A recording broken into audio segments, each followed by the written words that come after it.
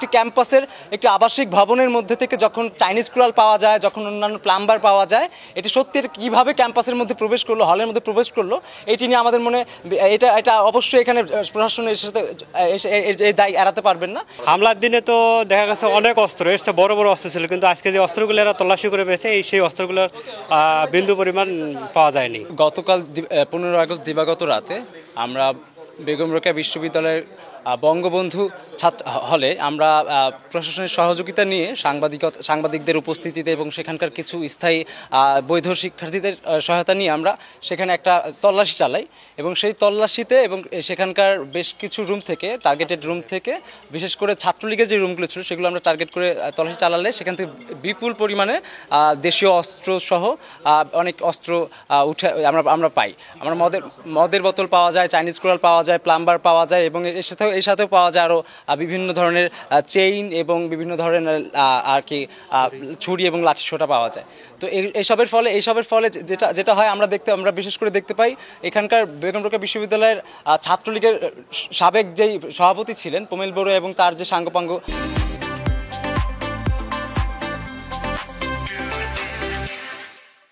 বিশেষ করে বাবুল ছিলেন, তাদের দুটো রুমে আমরা গিয়ে দেখতে পাই সেগুলো টার্গেটেড রুম ছিল, কিন্তু সেখানে গিয়ে দেখি অলরেডি যে তাদের অস্ত্র ছিল বা অন্যান্য জিনিসপত্র ছিল সেগুলো তারা সরিয়ে নিয়েছে। এবং আমরা এখানে অভিযোগ রয়েছে শিক্ষার্থীদের যে এই যে আর কি 5ই আগস্টের পরে বা 5ই আগস্টের আগে এই বিশ্ববিদ্যালয় প্রশাসনের সহযোগিতায় সেই সাবেক ছাত্রলীগের সভাপতি বেগম রোকেয়া বিশ্ববিদ্যালয় ক্যাম্পাসে প্রবেশ করে এবং হলে প্রবেশ করে তাদের যে অস্ত্রশস্ত্র ছিল এবং অন্যান্য যে জিনিসপত্র ছিল তারা সেগুলো সরিয়ে নেয় এবং তার প্রমাণ আমরা পেয়েছি এবং তার প্রমাণ কালকে রাতে লাইভ হয়েছে, সেখানে আমরা দেখতে পেয়েছি তার নমুনা এবং সে আলামত দেখতে পেয়েছি।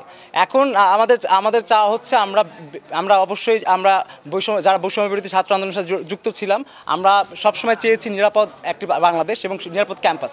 সেই জায়গা থেকে ক্যাম্পাসের নিরাপত্তায় এটা আমরা চরমভাবে বিক্ষুব্ধ এবং চরমভাবে আমরা হতাশাগ্রস্ত যে একটি ক্যাম্পাসের একটি আবাসিক ভবনের মধ্যে থেকে যখন চাইনিজ কুড়াল পাওয়া যায়, যখন অন্যান্য প্লাম্বার পাওয়া যায়, এটি সত্যি কীভাবে ক্যাম্পাসের মধ্যে প্রবেশ করলো, হলের মধ্যে প্রবেশ করলো, এটি নিয়ে আমাদের মনে এটা অবশ্যই এখানে প্রশাসনের সাথে এই দায় এড়াতে পারবেন না।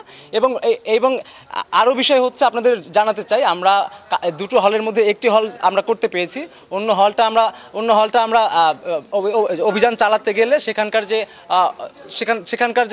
যে প্রভোস্ট ছিলেন তারা একযোগে পদত্যাগ করার ফলে রেজিস্ট্রার সেই হলটি আমাদের আর কি তল্লাশি চালানোর অনুমোদন দেয়নি এবং সেখানে যে টার্গেটেড রুমগুলো আছে এবং বিশেষ করে যে রুমগুলো আছে সেগুলো ওখানে সিলগালা করে দেওয়ার আপাতত তিনি ব্যবস্থা নিয়েছেন এবং যখন নতুন করে প্রভোস্ট এবং ভিসি নিয়োগ হবে তখন সেই রুমগুলো তারা তল্লাশি চালাবেন বলে আমাদের জানিয়েছেন। এই অস্ত্রগুলো আমরা প্রশাসনের মাধ্যমে পুলিশ প্রশাসনের হাতে তুলে দেবো। আর একটা কথা বলে রাখি, আমি আবু সাইদ যে মারা গিয়েছে এটাতে আসলে ছাত্রলীগেরও জড়িত ছিল, প্রশাসনের দায়িত্ব অবহেলিত ছিল। আমরা আর কোনো আবু সাইদকে হারাতে চাই না, তাই আমরা চাই এই যে আমাদের আবাসিক হল থেকে এই ধরনের দেশীয় অস্ত্র পাওয়া গেল, ভবিষ্যতে যেন আর কোনো আবু সাইদকে আমরা না হারাই। এই জন্য যাদের রুমে এই ধরনের অস্ত্র পাওয়া গেল আমরা চাই প্রশাসন দ্রুত তাদেরকে আইনের আওতায় নিয়ে এসে বিচারের ব্যবস্থা করুক। আমরা রুমগুলো আইডেন্টিফাই করেছি, রুমগুলো তালিকাবদ্ধ করা আছে। আমরা বিশ্ববিদ্যালয় প্রশাসনকে প্রশাসনের দাবি জানাচ্ছি রুমগুলো ইন্ডিকেট সহ যাদের রুমে এই ধরনের অস্ত্র পাওয়া গেল তাদেরকে দ্রুত আইনের আওতায় এনে বিচারের ব্যবস্থা করা হোক, যেন ভবিষ্যতে আর কোনো এসব সন্ত্রাসী শিক্ষার্থী আবু সাইদের মতো আর কোনো শিক্ষার্থীকে হামলা না করতে পারে। গতকালকে বেগম রোকেয়া বিশ্ববিদ্যালয় বঙ্গবন্ধু হলে অভিযান চালানোর সময় দেখা যাচ্ছে যে আমার রুম থেকে আমি শুনছি যে অনেক শব্দের অস্ত্র বাইরে ফেলে দিচ্ছে, এর থেকে অনেক অনেক অস্ত্র আরও বাইরে ফেলে দেওয়া হয়েছে, যেটা এনারা বুঝতে পারে না। এনারা যদি অভিযান চালাচ্ছে যদি আগে থেকেই ভালো করে সতর্ক রাখতো তাহলে আরও অনেক অস্ত্র পাইতো। আর বিশেষত হচ্ছে আমরা যারা বাইরে থেকে স্টুডেন্ট আসি, আমাদের বাবা মা যারা বিশ্ববিদ্যালয়ে পড়ে আমরা চাই নিরাপদে থাকতে, কিন্তু আসলে এই অস্ত্রগুলোর মুখে আমরা কতটুকু নিরাপদ, এটা আমাদের বিশ্ববিদ্যালয় প্রশাসনের কাছে প্রশ্ন রইল। হামলার দিনে তো দেখা গেছে অনেক অস্ত্র, এর চেয়ে বড় বড় অস্ত্র ছিল, কিন্তু আজকে যে অস্ত্রগুলো এরা তল্লাশি করে পেয়েছে সেই অস্ত্রগুলোর বিন্দু পরিমাণ পাওয়া যায়নি। পুলিশ কেন আসছে আজকে, কি হ্যান্ডওভার করবে এটা আমি জানি না, পুলিশ কি জন্য আসছে আমি জানি। এই যে দেশীয় অস্ত্রশস্ত্র হলে আছে এই বিষয়গুলো বিশ্ববিদ্যালয় কর্তৃপক্ষ জানেন না কেন? বাবা বলতেছি আমাকে ক্ষমতা এই মুহূর্তে তো আমি তো মানুষ, তো সেটা তো অবশ্যই আপনারা এটা তো ঠিক না। তো অবশ্যই আপনাদের বিশ্ববিদ্যালয়ে দেশীয় অস্ত্রশস্ত্র পাওয়া যায়, Sorry. আর আমরা বলতে আসলে যদি ঠিক না হয় তাহলে কি হবে? এটা যে ডিল করতে ওনাকে জিজ্ঞেস করো না, যে হলের অবশ্যই হলের অথরিটি আছে না যে হ্যান্ডেল করতেছে। ইউনিভার্সিটির যে এখানে একটা হল আছে, হল থেকে কিছু তারা অস্ত্র এবং ওই লাঠি, তারপরে আপনার লোহা রড এগুলো উদ্ধার করেছে। তারা আমাদেরকে বুঝিয়ে দিয়েছে, আমরা সেটা বুঝে নিয়েছি এবং আমরা আমাদের থানায় গিয়ে যে আইনি প্রসেস আছে সেটা সম্পূর্ণ করব।